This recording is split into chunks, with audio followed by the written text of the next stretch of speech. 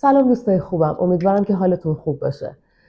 نمیخوام زیاد وقتتون رو بگیرم، به شکل مختصر و مفید میخوام چند تا از نرم افزارهای مهم و ضروری طراحی رو بهتون معرفی بکنم که اگر معماران یا طراحان صنعتی هستید که قصد مهاجرت کردن رو هم دارید، کدوم یکی از این نرم افزارها رو یادگیریشون رو در اولویت قرار بدید براتون مهمتر و واجبتره. اولین نرم افزاری که باید بلد باشید رویت هست. اگر که نرم افزار رویت رو بلد باشید میتونید در معتبرترین شرکت‌های معماری دنیا، اینو با جسارت میتونم بهتون بگم، در معتبرترین شرکت‌های معماری دنیا میتونید استخدام بشید و سابقه کار کردن با رویت رو هر چقدر که بیشتر داشته باشید همونقدر برای شما ارزش بیشتری قائل میشن و همونقدر درصد استخدام شما توی اون شرکت بالاتر میره. پس اگر که هنوز نرم افزاری رو شروع نکردید که یاد بگیرید و دانشجوی معماری هستید، توصیه من به شما شدیداً یادگیری رویت هست.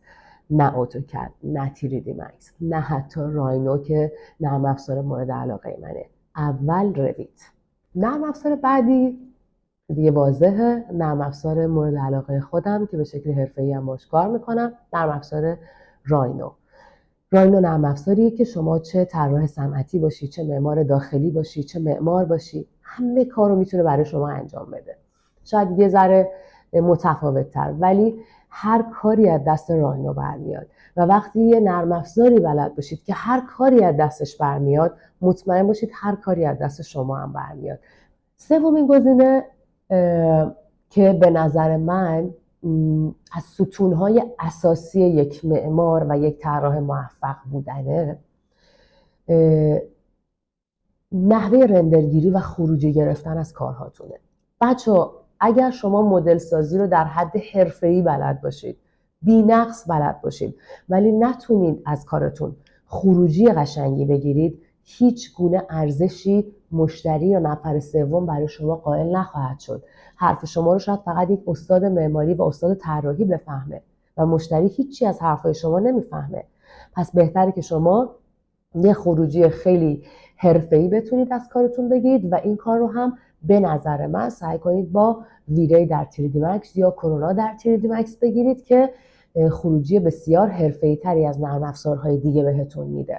و اما برگ برنده، اگر شما تمام این ستونهای موفقیت در رشته طراحی رو بلد باشید، همه اینها رو با هم بلد باشید، طراحی، مدل سازی، رندرگیری، همه اینها رو به شکل حرفه‌ای بلد باشید، 100% که خیلی شانس شما در کار کردن در شرکت‌های معتبر میره بالاتر و درآمد بالاتری هم خواهید داشت. ولی یه آس برنده این وسط وجود داره که اگر شما این آس برنده رو داشته باشید، خیلی زودتر از کسایی که همرده شما هستن از لحاظ حرفه‌ای شما رو سریعتر از اونها بالا میکشه. اون چیه؟ لومیون یه برنامه‌ایه که خروجی که به ما میده یک انیمیشنه. یعنی شما به خروجی خودتون جون میدید. اگر یه طلا طراحی کردید، کاملا دورش میچرخید، میتونید انیمیشن بسازید، نورپردازی‌های روش رو تغییر بدید. اگر یه ویلا ساختید، میتونید از پنجره بارون رو ترسیم بکنید که داره بارون میاد، داره برف میاد، داره از صبح تا عصر خورشید میاد، از شرق طلوع میکنه به غرب، تمام سایه اندازی ها رو، همه اینا رو میشه به شکل واقعی در لومیون بسازید و هر چقدر که خروجی شما واقعی تر بشه، مشتری شما خوشحالتر و راضی تره، چون میفهمه که شما چی میگید.